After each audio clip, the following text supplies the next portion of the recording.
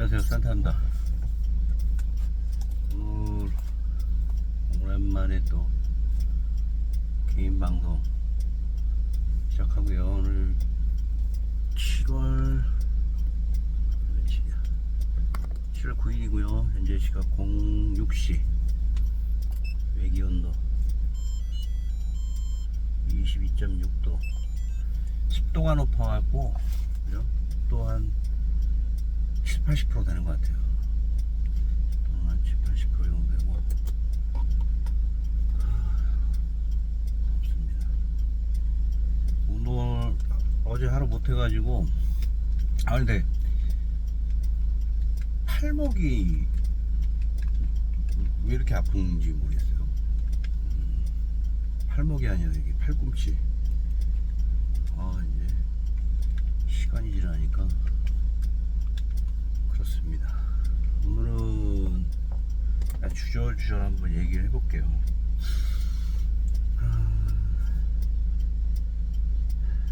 사람이 살면서 한 단계 한 단계씩 커가는 그런 계기가 있어요.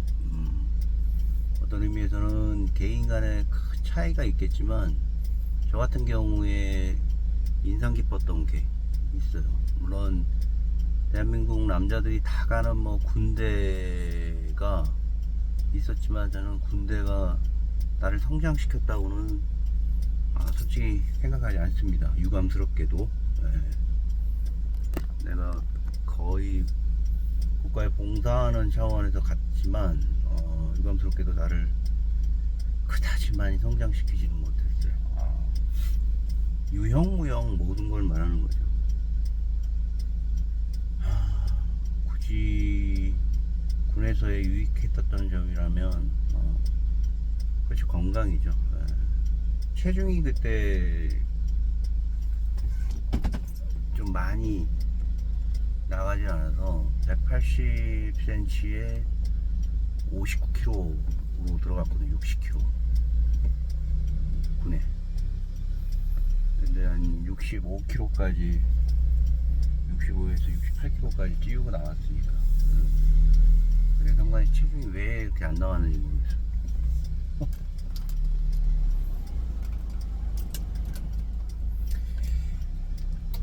92년도에 도쿄로 배낭여행을 준비할 때였는데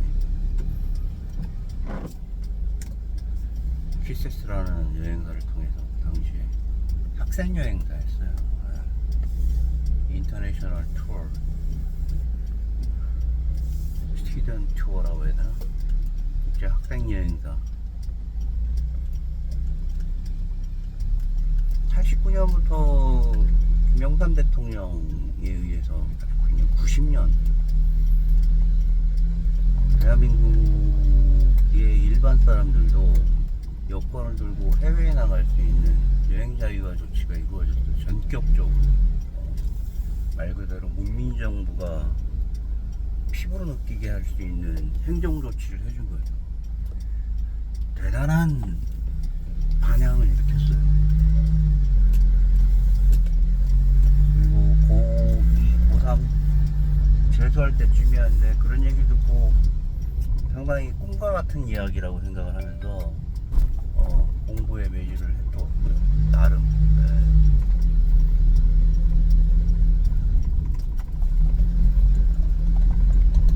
우연찮게 첫 여름방학을 어떻게 보내야 되는지 궁금하기도 하고, 그 시점에서 개인적으로 썸을 타는 과 누나도 있었고 여러가지 그 시기에 21살이구나. 제가 그랬어요. 21살 때 일어날 수 있는 여러가지 개인적인 혁명적인 사고 변화라든가 이런 개인 간의 정체성에 대한 내가 누구인지에 대한 부분을 막 고민하기도 하고 두렵기도 하고 삶에 대해서 세상은 어떤 것인가에 대한 부분 상당히 두려웠어요. 어떻게 살아가야 되는 20살, 21살 때. 과연 저 모순에 쌓인 그 기성세대들이 과연 저렇게만 살아야 되는가. 부모님에 대해서 상당히 불만이 많았기 때문에 그리고 그들의 삶이 굉장히 척박했기 때문에 우리 어머니 아버지의 삶이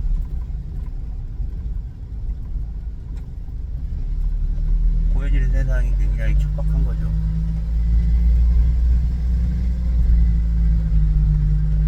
한 달, 두 달 정도의 여행을 준비하고 몇 명의 친구들을 대동해서 그 키세스에서 준비해주는 이런 프로그램을 이용을 했죠.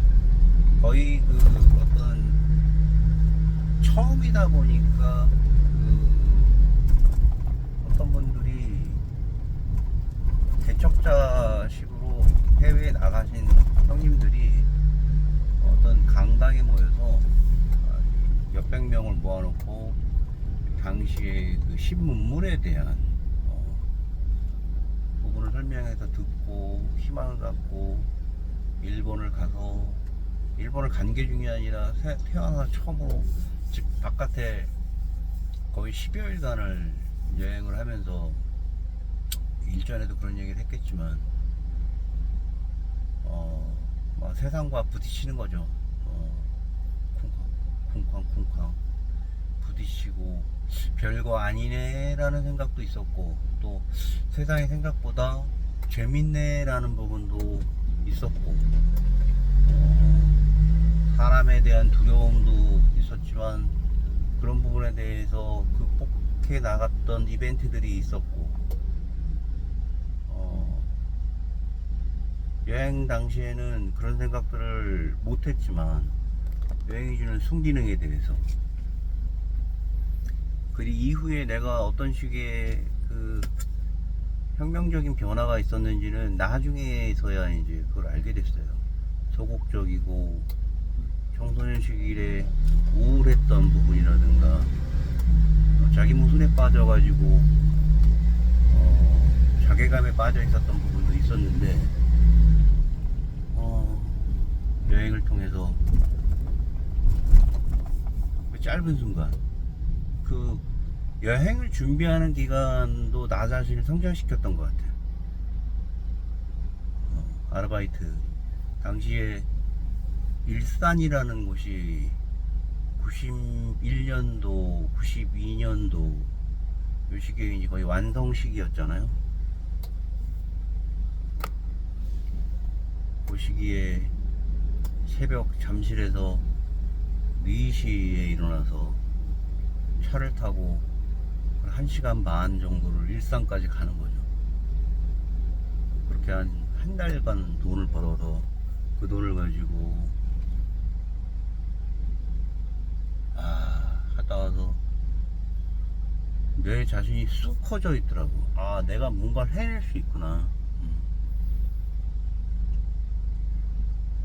그 오지에 돌아다니면서 내가 러프하게 계획했지만 그거를 제끼고 나가고, 뭐 비용적인 측면 이런 부분을 극복하면서 귀국했을 때 난 이만큼 성장해 있더라고. 정체성이라는 부분을 생각했을 때 어제 요즘 읽고 있는 책이 있는데, 어떤 그 발달장애를 가진 사람이 그 장애를, 한계를 본인이 믿고 수용하고 변호사라는 활동을 하면서 쓴 책인데, 장애가 가지고 있는 부분을 일반 사람이 그 책을 통해서 교감을 하면서 장애에 대한 수용이라든가 믿음이라든가 실천적 행동이라든가 정체성이라든가 이런 부분에 대한 거를 생각을 하게 해준 책이었어요. 근데 이런 생각이 들었어. 신박하게도 내가 읽고 있는 이 책이 정신지체장애, 발달장애를 가지신 분이 쓴 책이지만 그분이 세상을 향해서 뭔가를 호소하는 듯한 얘기도 있었지만 그 책은 많은 사람들이 가지고 있는 스스로에 대한 이런 어떤 부끄러움, 그리고 겉모습은 멀쩡하지만 그런 다양한 생각들에 대한 부족함, 윤리적인 부분을 뛰어넘지 못하고 윤리적인 부분에 대한 거를 어떤 그런 합리성을 보장해 줘야 되는 부분의 어떤 정체성을 생각하게 하는 그런 내용이었는데,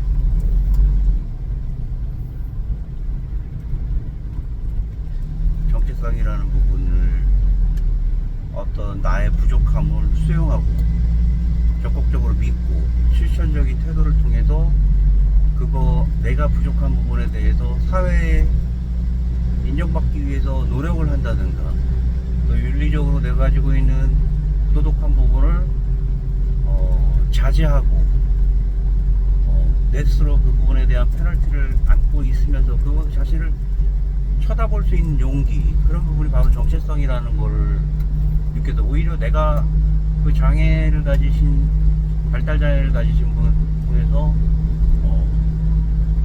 용기를 가질 수 있는 그런 책이었어요. 말하자면 어떤 여행이라는 거는 나 자신에 대한 정체성을 확인할 수 있었다라면, 그리고 내 자신이 부족한 부분을 뚫고 나가는 어떤 확인의 시간과 공간이었다라면은 아마 어떤 가치가 있는 여행이었을까라는 생각이 들더라고요.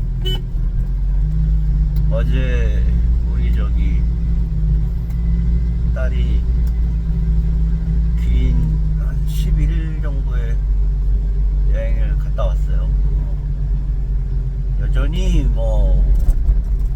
좌충우돌한 그 친구지만 분명히 자신에 대한 한계를 뚫고 미션을 완성을 했기 때문에 그녀도 세상을 향해서 한 발짝 내딛었다고 생각을 하니까 부모로서 굉장히 뿌듯하더라고요. 오늘 그녀를 보면서 내가 30년 전에 생각했던 나와 세상과의 첫 교류에 대해서 한번 생각을 하면서 방송을 했습니다. 좋은 시간 됐으면 좋겠고요. 오늘도 힘찬 하루 되십시오. 이상입니다. 스타트했습니다.